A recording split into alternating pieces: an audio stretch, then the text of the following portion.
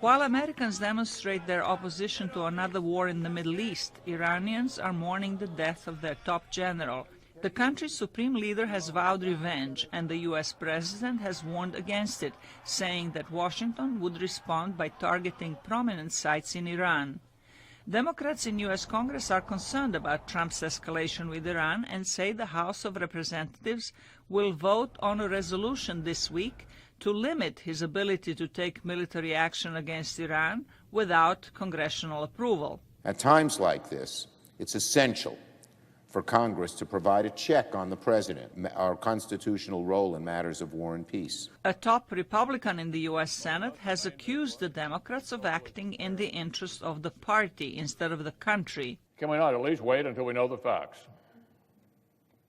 Can we not maintain a shred, just a shred, of national unity for 5 minutes? For 5 minutes before deepening the partisan trenches.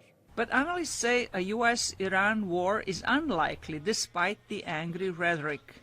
There's no appetite for war in the United States, but at the same time, the United States became convinced that if they did nothing in response to the constant attacks on U.S. diplomats and U.S. contractors, that they would only continue.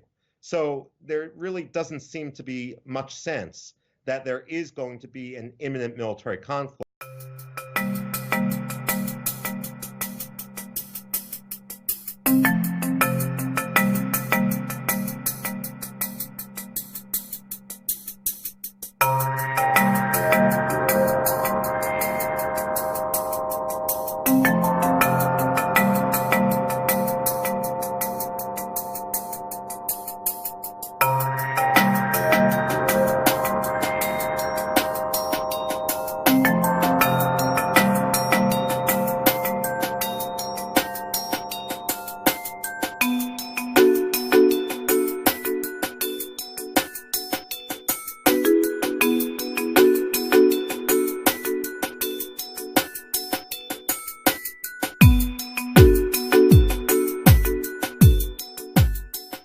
Going to be an imminent military conflict. Persian Gulf nations are eager to prevent a war in their vicinity, says analyst Barbara Leaf. The UAE and Saudi Arabia have been very muted in what they've said, but the theme of their comments is essentially time for de-escalation, time for a political approach to resolving these issues. Meanwhile, Iraqi officials seem reluctant to act on their parliament's decision to expel U.S. troops from Iraq after Trump threatened to impose sanctions on Iraq. Prime Minister Abdel Abdul-Mahdi is holding off on his, the signing of this legislation.